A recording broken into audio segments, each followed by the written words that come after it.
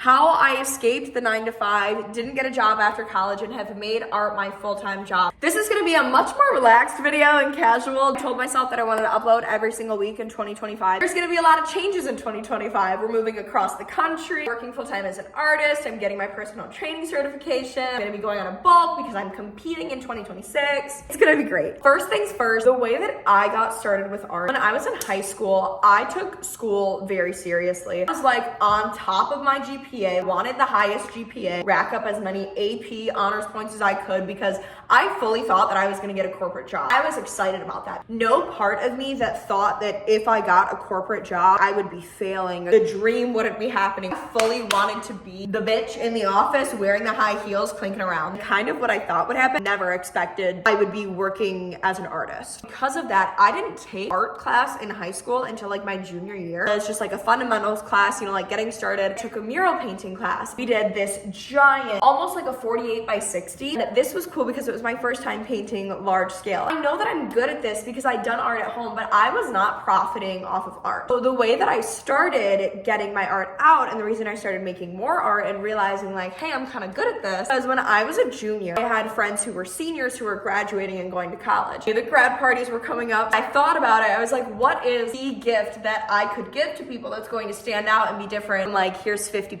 When in reality, they probably would have loved that. It would have been an awesome gift. I wanted to do something that was fun. So I was like, what is more fun than painted pockets? Wear to a tailgate, like jean shorts or a jean jacket. Totally custom, unique, one of a kind, no one else has it. I remember I posted on my Insta and we all had those. Hey, so like if I had this idea, would that be cool? Like, is this fun or am I dumb? Which is funny because now when I have ideas, that is not, they don't get cleared. I don't run like my ideas by anyone now. I was like, okay, so I started doing that. I started my Instagram page. For the art that I was doing before I was in art class, I wasn't posting it anywhere. I was posting it on like my personal Snapchat story. I remember going back and forth between names and I was like, Presley painted it, painted by Press. I was like, you know what, Presley made it. I can change it if I want to. 5 years later, still Presley made it, which is so fun. And then I started posting. It was not what it is now. Literally posting, hey, just did a 10 by 10 on acrylic.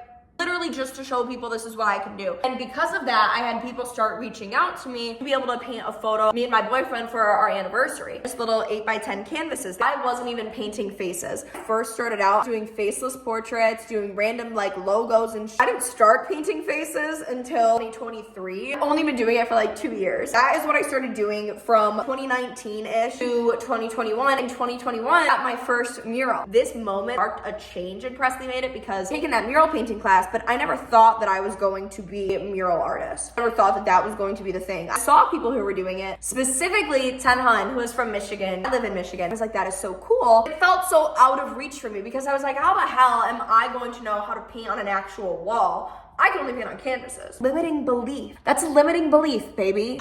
And at the time, I was working at my local bakery. My boss was like, I want a mural on the outside. I want it to be a photo op and I want you to paint it. It literally fell into my lap. She was like, let me know how much I owe you. I've had the privilege to talk to other professionals in this space, people who have been doing it for 10, 15, 20 years. First couple of walls they did for free. In this first wall, I didn't know that it would be possible to grow in my small town as a muralist. I thought that because it's a small town, there's no way to grow. Another limiting belief I had. That is so opposite because as soon as we did this wall, I knew this was going to be something that we could scale. I made myself synonymous with painting, with art, with mural. The way that I did that, I never shut up. You have to make yourself synonymous with what you want to do. I had to make myself the painting girl. I'm the painter. I'm the artist. 90% of my business is word of mouth. When you care about what you're doing and about the people that you're working for, you're providing value to them. And when you do a good job with that, they are going to want to talk about, happy with their experience, so they're going to want to tell people about it. And I'm telling you to start painting, telling you to take yourself seriously. That is how I have been able to make murals my full-time gig. I graduated from college, got a job working for myself, and I love it. I love what I do. I would never encourage someone to drop out of school, to quit their job, like pursue art. I think that you can do it all at the same time. The truth is, when it comes to any sort of entrepreneurial suit, it's going to be hard. There are going to be days where you feel like you are failing, feel like you should quit, like it's never going to work. Right now, it's the beginning of 2025. I know exactly how much money I'm going to be making this year. Still wake up and feel like